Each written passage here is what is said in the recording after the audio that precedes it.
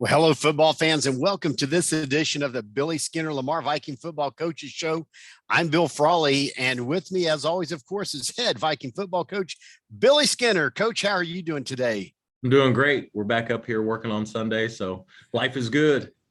It's good to be employed, right? That's right. Absolutely. Man, Coach, I think I've said it before, and I've mentioned to other people, you always have a smile on your face, it seems like.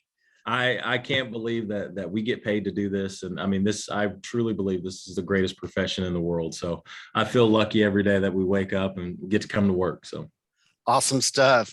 Well, hey, this past Friday's game at Louisville, I went up there and watched it, sat among some of the players' families and stuff, which is always fun, get to visit with them. It was almost deja vu of the Trinity game. You know, a couple of weeks ago, Louisville got out to a 3-touchdown lead in the first quarter. Then the game tightened up. What would you like to tell us about that? I think we have to find a way to start faster. We offensively, our first couple of drives in each of our first three games, we do something that sets us back, make a mistake, something like that. So we've got to find a way to clean that up. And then same thing on the defensive side. We've got to tighten up on the big plays there early. We have to find a way to start faster. Special teams wise, this week we faked a punt on 4th and 9 accidentally, and it was 1,000% on me. Our special teams coordinator, he was out this week, and so I got to be the special teams coordinator. Please believe that I have since fired myself. He is back. Very, very glad to have Nathan Harris back. But, just little things like that. I had poor communication skills with our guys there. And so we run a fake on 4th and 9. And luckily, our defense actually stepped up. They made a stop and didn't make me look as silly as it could have been. But, just little mistakes like that. Those are things that we've got to clean up, and we've got to come out a lot faster. So as a staff, we've actually met about it and addressed different ways that we can handle that on Monday and different ways we can handle it on Tuesday. So my hope is when we come out on Friday, you're going to see a team that's going to start fast. Awesome. Well, glad to hear that. And I'm sure the players are excited about that, as are all the coaches and everyone else. And you mentioned special teams, and speaking of that, there was the onside kick recovery in the game. I'll take credit for that. No, there you go. So you fire yourself, and now you promote yourself. Here's what I'll tell you. Our special teams coordinator does a wonderful job. So yes, I was acting special teams coordinator this week, but we just kind of continued on with what he does. I mean, I didn't have to use a lot of words, and when I did use a lot of words, it wasn't good for us. But he's got those guys so well trained, and he's got those guys just working that. I just said, hey, can we surprise onside right here? And the kicker was like, yeah, where you want it. And the kids executed. So it was one of those deals that it's a product of that guy doing such a great job. Well, Blake Ford did an awesome job of putting that ball at the ground. It peaked, and I'm trying to remember, I apologize, I forget who made that recovery, but he elevated and peaked at the exact right moment. It was Brandon Baez went up. Yes, thank you. Huge play for us. Yes. So everyone did their role on that stuff, including acting offensive coordinator. Well, hey, look, the Farmers, they had some pretty good sized players in multiple positions, almost like Trinity again. That appeared to make for some tough matchups with some of the Viking players. That they did. They have big all over the place, big offensive line, big defensive line. They had large, that running back might've been one of the biggest humans I've seen. Oh my gosh. I didn't envy our kids on having to tackle them. There was a play at the end of the first half where, we're just kind of bouncing off of them. And we don't condone those kind of things. We want our kids to be better tacklers. The positive there was 14 seconds left, and that play took 13 seconds. So we almost got out of the half. I remember that, yes. He kept dragging and dragging. I'm like, watching the clock roll. Hey, at that point, I'm like, all right, let's just let them get another yard and potentially work off Kill that the last clock. second. So no, they're big and all of those things. Here's the thing that I love about our kids, though.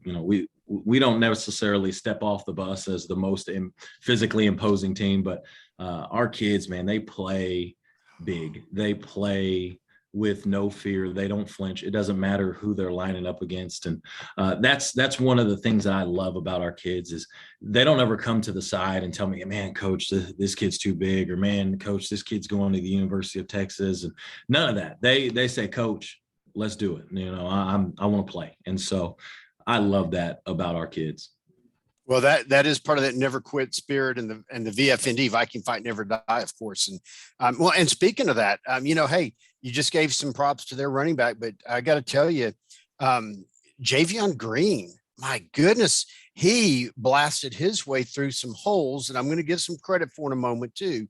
But he did some extra effort yardage, and like he didn't just go down, he tucked forward and was trying to drag guys with him and stuff. And so at this time too, I want to give some credit to these offensive linemen that don't always get it. And I know you do too, Coach, but Jay Brown, Jacob Zacharias, Brennan Stein, JJ Garcia, Sebastian Cerna, those guys down in the trenches, I mean, they were busting some holes at times, and I know they had to be getting fatigued at times. So this was our best game so far running the football.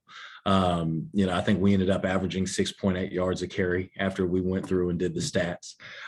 Those guys did a phenomenal job. I feel like our offensive staff did a really good job this week of building a game plan that suits those kids' strengths, and they executed well. I think both of our running backs, I think both Javion and LaRon had some really good what we call dirty yard runs where, like you're saying, tucking forward and getting that little bit of extra. There was one that LaRon broke, not the touchdown, but there was one that he broke on the side.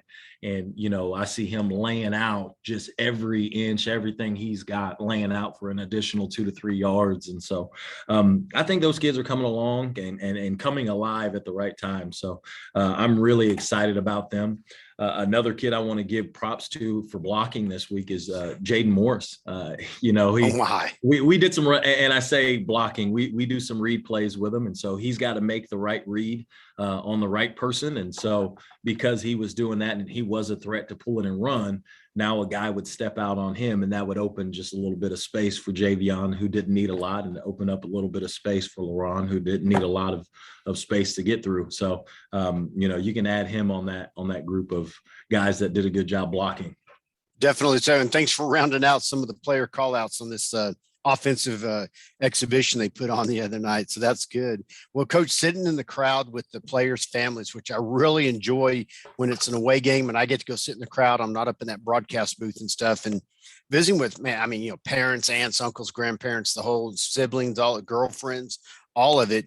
So I'm going to ask you a question here. Sometimes the fans especially, and I'm sure the players, I'm sure you coaches feel like, we're just getting the short end of the stick on some calls here. And I'm never going to accuse officials of always just calling it one way, but sometimes it seems like it kind of leans one way more than the other for whatever reason. I know things can appear differently on the sideline than they do in the stands or even the broadcast booth. Coach, how do you react when you feel like a game isn't exactly being called equitably? If that is a good way to ask it. No, for sure. Here's what I'll tell you. Yeah. Officials and weather. Those are two things you're never going to hear me complain about because Okay. they're both very uncontrollable. Here's what I can tell you about officials. That's the hardest job in America because, you think being a coach is hard and everybody knows what to do. Well, everybody knows every single rule and can watch it in slow motion and watch the replays. Those guys are down there calling this thing in real time, and they're actually a resource that's beginning to fade. And what I mean by that is people don't want to be officials anymore. So you're never going to hear me trashing officials. You're never going to hear me complaining about it. I'll have conversations on the sideline. Our officials this week, they did a phenomenal job of explaining things to me. So I'll bring them over and I'll ask them questions. And I just want to know, hey, what did you see? And our officials this week, hey, Coach, I know you think that's pass interference right there, but I saw this. He saw that their feet got tangled up. There was a big play that we thought could have been pass interference. Well, he tells me that on the sideline. I go and watch it the next day, and well, I see what he saw, and he saw it in real time. So, I'll never, even if I may get animated on the sideline, at the end of the day, I've got a great respect for what those guys do. And I want them to keep coming back because they can play a game, and we've seen it. We've been out with a lot of players. We've been out with coaches. Last year, we had games without fans. The game still went on. I promise you, if those officials don't show up, there is no football games. So, there were moments where we might have disagreed, but again, they explained everything to me. I saw it the next day on film. And so, no, I don't think that there was anything just egregious. I think that, they're guys, 7 guys out there doing the best that they can. And just like as a coaching staff, we're out there doing the best that we can. And our kids are out there playing their hardest, doing the best that they can. Well, I admire that attitude, and I'm sure it's got to at least help some when you do go talk to one of the officials that you're more conversational about it and not really just trashing them or whatever. And I don't ever think you would, but I have seen coaches, high school, college, pro, all the way up and down that, boy, they're getting in their ear and they're just giving them what for over and over. And I can't imagine that really is beneficial overall either. No, well, I had a coach who once told me you can catch a lot more flies with honey than you can with poop. So I try to keep that in mind. Yes, I like that a lot. Okay. So here's a question. I know there's probably kind of generic answers, but people are curious. Can you tell us anything about how close the team is to being kind of fully healthy and whether that's, illness, injuries, whatever? Yeah, we're almost there. We'll have our entire coaching staff back this week. So very, very excited about that. Can't tell you how excited I am to have Nathan Harris back calling our special team. So, and then kid wise, I mean, we got out of the Louisville game relatively healthy. We have a couple of guys banged up, and so some of those guys may be game time decisions, but we're getting there. We're almost to it 100%, and now's the time that you want to get there. As we get closer and closer to district, our goal is to get healthy and be ready to roll once that time comes around. Okay. Well, thank you. I appreciate the openness there. What are some things y'all are going to be focusing on in practice this week? Number one is physicality. I think there's some spots where we play with finesse, and sometimes you just got to be, and I mean this in the most football way possible. Sometimes you got to be a bully.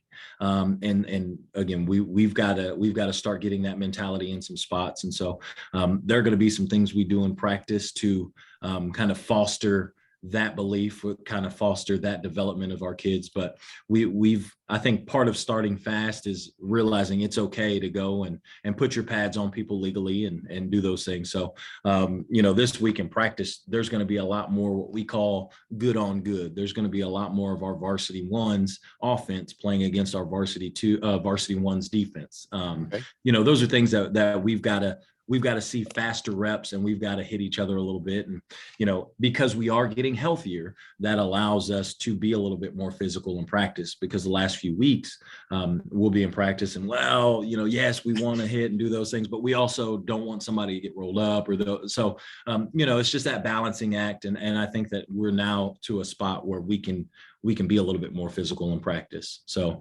that's probably the number one thing, that if we get anything out of the Prosper game, I want to make sure that, people leave that game saying, man, those kids, they came to hit, they came to play, they came to bully a little bit.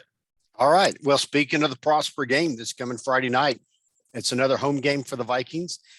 After getting out to a 2-0 start on the season, the Prosper Eagles, they took a 31-0 beating at the hands of South Lake Carroll this past Friday. Do you think ever that some teams sometimes kind of come out mad or extra motivated after losses like that? I think so. And here's the deal: is Prosper is that caliber of team to play with South Lake and those kind of things. They're very well coached. That 31-0 is very deceptive. After going through and watching the films, I mean, they were an inch away from a play here and an inch away from a play there, and a tip ball interception and those kind of things. They're a team that again, they're going to be well coached. They're very sound in what they do. And yes, it's 31-0 shutout, but when you watch the film, it doesn't look like a 31-0 shutout. I mean, there was a lot of positives for those guys there. Definitely so. And part of that too is turnovers. I looked at a little bit of highlight clips and I looked at a few stats, but I think they had 5 turnovers. Prosper committed 5 turnovers, and made me kind of think. Interceptions are often a matter of reading a quarterback's eyes and watching, and then timing to slip in and snag that ball, or you climbing the ladder, whatever. But so I got a question: how does a team force turnovers, and including, or maybe even especially, fumbles? Yeah. So the big thing there, really effort and awareness. When those opportunities present themselves, kids that are going as fast as they can, and then they are aware of where football is and kind of where they're placing their hands on a tackle or where they're putting their face mask on a tackle. But when you watch NFL football, that's one of the most incredible things to me is that those guys always manage to finish with their hands on the football. And you see a few more strips and you see a few more fumbles there. It's very similar in high school and college. If you can finish with your hands or your body around the football, going at a very high speed, it's hard being a ball carrier. And so you play fast and you're aware of where the ball is. You've got a little bit more of a opportunity there to get the ball out. Makes sense. Well, and it is funny because I remember, well, you mentioned that like 12-second play earlier, I think. Mm-hmm. And I know there were some, parents, fans around me saying, well, if you're going to keep him up that long, someone just come strip the ball away. Yep. And I'm sure people were trying to. I mean, yep. So, okay. I'm going to switch over to a little bit more something you alluded to earlier. And, watching the players on the sidelines, even when trailing significantly and throughout the entire games, I see players still motivated and caring. Even when maybe one of them has made a mistake, they come off the field. They're not over just sulking. They're pumping each other up. What's the overall mood among the coaches and players right now? We want to succeed for each other. We want to play better for one another. Anything that we do in our program, we want to do it together. We want to do it as brothers. That's why, you'll hear us say bet, and what that is for us is brotherhood, elite effort, and it's toughness. And so brotherhood is a key component of who we are. I tell our guys all the time, hey, be us and make sure that we stay a family. Bad things happen in families, and the strongest ones are those families that stay together in those tumultuous times. And so that's something that this team has done a phenomenal job. I mean, we've taken some lumps. Let's call it what it is. We've gotten our butts kicked a few times, and I've been a part of some teams that would have fractured. I've been a part of some teams that would have given up on one another. But I think the thing I'm most proud of this team about is that no matter what, they're staying together as brothers. I still have yet to hear on the sideline one side of the ball pointing fingers at the other side of the ball. And if you've ever been on a side, it's just something that happens from time to time. And the fact that we don't have that, the fact that we are staying up and we are encouraging one another, I couldn't be more proud of our kids and to be a part of this, because it's a testament to them and them believing in who we are and what we're all about. Well, I've seen it again. Yeah. Pumping each other up and really not the finger pointing at all. So that's a tribute to what you and the other coaches, the community and the brotherhood that y'all are building there in the program. So that's awesome. And we're all thankful for you for that. Speaking of that kind of stuff. Okay. So I was at the JV game Thursday night doing some announcing, had another guy that's part of our overall crew, Richie Sherrod. He was doing some announcing and spotting, and he noticed it first. We saw Jaden Morris on the sideline, and he wasn't just over there just kind of, watching and stuff. He was, slapping guys on the shoulder, pointing things out, warming guys up. I mean, he was out there. That's just incredible. That must really have felt good among the JV players to see something like that. Absolutely. And that's who that kid is all the time. I tell our offensive coordinator, Michael Williamson, you be ready, because once that kid's available, I'm hiring his butt. He's going to come and coach for us and be a part of our staff. But, he's a kid that he's a great teammate. He's out there talking to the JV quarterbacks. Hey, here's something that I saw. Here's something that you can do. Hey, when you threw that ball, you kind of dropped your elbow. Those kind of things. When I say he's an extension of the coaching staff on the field, it's not just on Friday nights. He's that guy all the time. He wants to see all Vikes succeed. And so when you have people like that driving your culture, you're going to be okay. Excellent. All right. Well, we had another great turnout of fans at Louisville. I was so impressed again. What do you want to say just to kind of motivate the fans to fill the stands with Viking fans this Friday night at home? Freshman home game Thursday night, JV away game Thursday night. What do you want to say to the fans? Keep coming. We notice you. We appreciate you. We love having you out there. Like I said, every time I look up, I see another old Viking, or I see another family member, and it's so important for our kids to know that support's going to be there for them, and it means the world to me. So just keep bringing it on.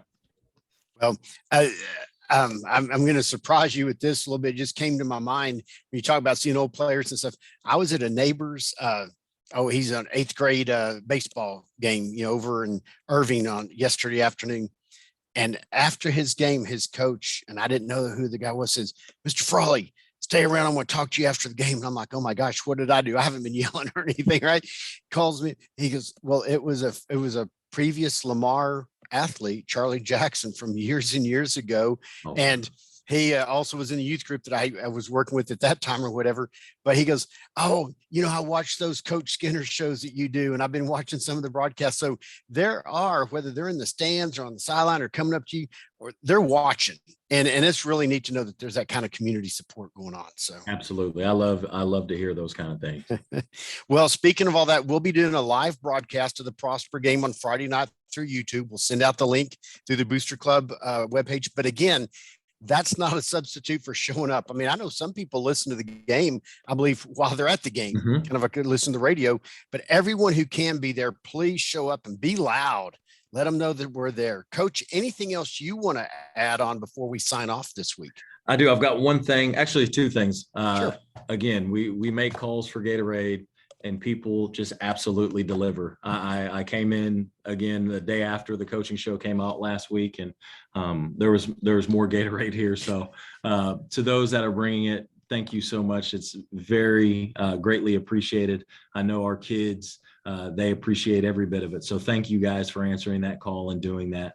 The second thing, this Friday at 5:30, our girls volleyball team, we're taking on Martin. So here at Lamar. So if you're coming to the football game and you want to come get your fix of some Viking athletics, come and check out our girls volleyball team playing here at 5:30 against Martin. Nice shout out, Coach. I know they appreciate that. And yeah, may as well get there extra early, get a good parking place, and maybe some extra nachos or Frito pie or something along the way as well. Absolutely. All right. Well, we will be back next week with another show. Until then, I'm Bill Frawley with head Viking football coach Billy Skinner saying VFND. VFND.